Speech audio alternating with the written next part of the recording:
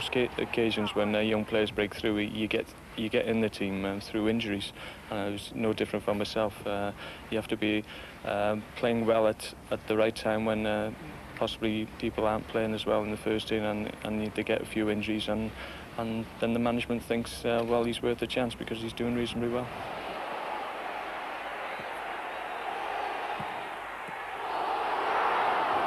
And he was faced at the early age with a lot of failure, you know, which was frustrating for a lad of his ability.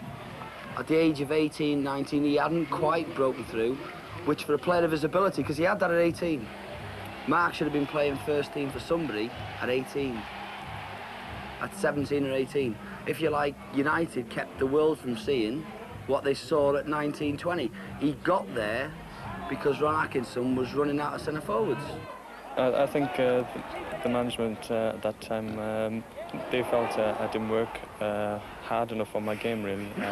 I think possibly that's got something to do with the style I've got. It looks a bit casual on the pitch, but I can assure it's not. But it was just in training. I wasn't a very good trainer in those days, and they felt possibly my attitude wasn't as good as it could have been. But I worked on that side of it, and it's a lot better now. My first full debut was against Oxford in the Milk Cup, and I was a late replacement for Arthur Graham, and I ended up playing on the left wing. Not my best position, I must admit, but I was just happy to get in the team. And I didn't play particularly well, but I had an opportunity. I think it was in the first half. I think Ray Wilkins knocked a short ball down the line to Mickey Duxbury, who crossed it, and I got in the end of it and scored a goal. And Hughes came in, and what a start for him. 10 minutes gone, and Mark Hughes, starting a first-team match for the first time, met the cross with a firm header and put Manchester United into the lead. Duxbury with good depth on the ball across. Whiteside and McQueen took the players away. Hughes came in. Yeah, I scored on my full debut against Leicester at Old Trafford, which was very special for me. I was very nervous before the game, actually. I wasn't feeling too good, actually, before I went out. So once I got on the pitch, I thought, well, perhaps this isn't going to happen for me. But as soon as I got playing, my nerves settled, and I thoroughly enjoyed it. And I think I scored with a header. Even after this dream start, Mark still had a struggle to establish himself in a star-studded United team. No, because I think deep down I'm still a shy lad, and I was never able to get that close to any of the players. But once I started getting in the team, the likes of Brian Robson and Ray Wilkins, he was very much wanting me to do well and encouraging me all the time when I was in the team. Well, Frank had a reputation of thing about the morning and he still got it, actually. But no, I think the mistake I made was that I thought it was just directed at me, but it was just directed at everybody in general, I think. And I've had a laugh and a joke about it with Frank since, but I think as a young player, and especially myself being a little bit insecure, I think I needed a little bit more encouragement, and possibly Frank was not the right type of player for a player like myself just coming into the team. And the score is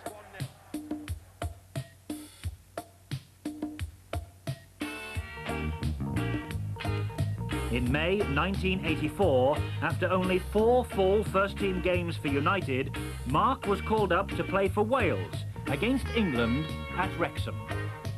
Yeah, it was a special occasion for me personally, because obviously it was my home, well, my Welsh debut, and to be playing against England, it's always a special game for any Welsh player, and to be playing on my hometown ground, for me personally, well, it was just like a fairy tale, really. And as the game went on, I got more into it, and I was able to score the goal, which, as it turned out, happened to be the one and only goal, which helped us win the game mostly. In March 1985, Mark was voted the PFA's Young Player of the Year. Any PFA award is great accolade. But I think as a young player, you're always a bit uncertain how other people view you, and certainly the management don't give you any clues how they feel towards you. Really, they always try and keep you down and keep your feet on the ground. So to have an award like that so early in my career was just a great boost, and I was very, very proud. The 30th of April 1985, Wales 3, Spain 0, and probably Mark's most famous goal. Well, the goal came about, if I remember rightly, I think we had a free kick, a good way out actually, and I'm not too sure who knocked it. I think it might have been Peter Nicholas. He knocked a high ball into the far post. There was a bit of argy-bargy, and at the time I thought the referee had blown for a free kick or a penalty or something like that. So it's a bit of an admission, this. I thought he'd blown, so I thought, well, ball just bounced up. I thought I'd just hit it anyway, so because I thought it wouldn't have counted anyway. But as it happens, he hadn't blown the whistle, and it was 2-0 to us. Then, on May the 18th, United played Everton in an historic cup final. Well, I think for most players, once they've been involved in a cup final, you do try and remember everything at the time, but it does tend to dim as time goes on. Obviously, yeah, because they're so well documented, the incidents with Kevin Moran getting sent off and Norman's goal obviously stick in my mind. At the time, I think we all felt it was very harsh, and because through the passage, nothing's changed to make me change my mind, really. But as for the goal, I think it came during the extra time, and we were all expecting Everton to come on a lot stronger towards the second part of the extra time, but it didn't happen. I think they were a little bit tired from their European Cup exploits during the week, so we just seem to be the stronger team, and you usually find that sometimes that when a team's down to 10 men, it's usually quite difficult for the other team to break them down. So somebody, as for the goal, somebody played the ball up to me. I was up to turn, and I saw Norman out wide, and I knocked it out to him. And then I tried to get back and get in the box to get on the end of the cross. I was a bit upset that when he went for the goal at the time, but looking back, I think he made the right decision. I probably would have missed it. That's incredible!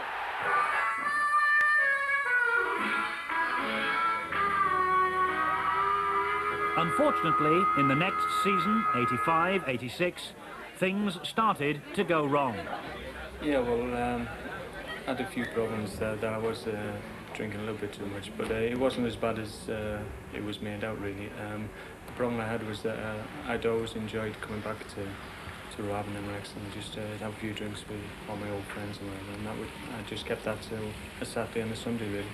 But towards the end, just before I was leaving United, I was going out a lot more in Manchester, you see, so obviously drinking during the week as well as having a good drink at the weekend obviously was having an effect on me when I was playing on the Saturday. I was spoken to about it, but possibly not as strong as I needed, really, because a lot of times I thought I was just getting away with it, but obviously it was obvious to everybody else that I was drinking a little bit too much over the weekend or whatever. But I never really was told in no uncertain terms, so I just let it drift on. Coming Saturday, I think most players will tell you that they get an impression how they're feeling when they first get out onto the pitch and they do their first run during the game.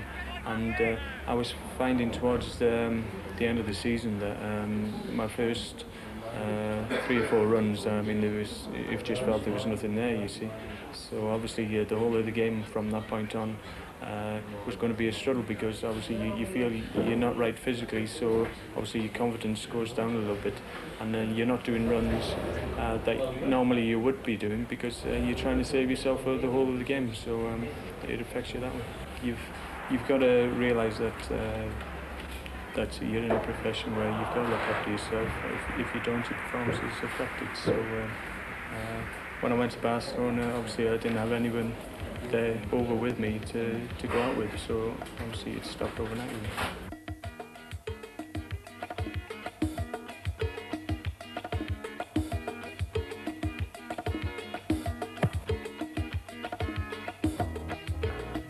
Well, I wasn't really happy off the pitch. I wanted my future settled really.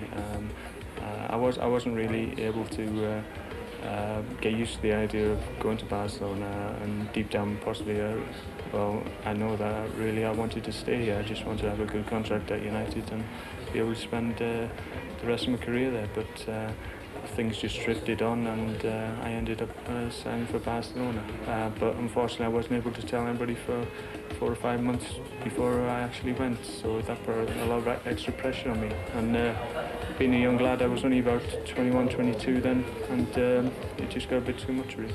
Because I was basically a shy lad, I'd never really got that close to the manager or obviously the chairman was hired again, so I never felt I could just come out and say my piece really.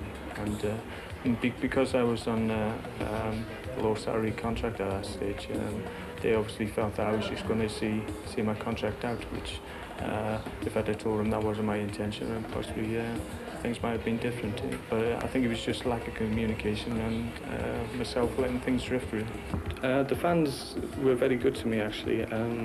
Towards the end, obviously, I think they were very disappointed because we'd had such a good start to the season. Everybody felt that was the year that we were going to finally win the league, but it didn't happen, and the run of bad form coincided with the time that I signed for Barcelona, so they weren't too happy. But I think possibly they blamed other people rather than myself, which looking back was a little bit unfair, but it was just one of them things. And I think I've always had a good relationship with the United fans, and that was one of the main reasons I wanted to come back, because I wanted to do well for them. I didn't have a particularly good time on the football field, I must admit, in Barcelona, but I think the problem I had was that over there, I always felt that if I was playing reasonably well, the goals would come along. I'd never really bothered about actually going out and hunting for goals. I always felt that, as I said, if I played well, I would score goals. But it just didn't happen for me out there. I played reasonably well, but I wasn't getting the goals. So obviously I was getting criticised off the field. I had problems with referees as well. Being a foreign player, obviously the spotlight was on me a little bit, so referees were aware of me. And obviously with the style I have got, it did get me in trouble with referees over there. At the end, I mean, because I was having to hold back, because I was getting in trouble with the referee, and that was in turn getting my teammates in trouble because the referees were more likely to penalise Barcelona because of possibly the fact I was playing and the style I had. I had to curb my aggression and the style of play. So I think as soon as I started doing that, I wasn't half the player that they bought. So that's why I had the problem, I think. Yeah, I enjoyed playing alongside Gary. He's a very laid-back character, and he doesn't let anything bother him if he misses a chance. He's always got the attitude that he's going to get other chances to score, so it never bothers him. I think if I had a little bit of his attitude, not so much of a worrier, I think possibly I would have done a little bit better over there. I think if I learned from Gary that you have to place a lot of importance on actually getting in the box and getting on the end of things. And before I actually played with Gary, I never realised the fact that, well, sometimes you've got to give up the build-up play and just be a little bit selfish and just get in the box and try and get on the end of things. Yeah, I enjoyed the time under Terry Venables. I think he was in a difficult situation with myself because he'd had a lot of problems with the German Bernd Schuster. So he bought me, and I was like a direct replacement. So obviously the press were having a go at me, because if they could have a go at me, eventually, because I was Terry Venables' signing, it reflected on Terry as well, and ultimately reflected on the president, which was what the press were after as well, because they didn't particularly like Mr. Nunes. So it was a difficult situation for myself and for Terry Venables, but he gave me a fair crack at the whip. I had 30-odd games for him, and I didn't do myself justice, and at the end of the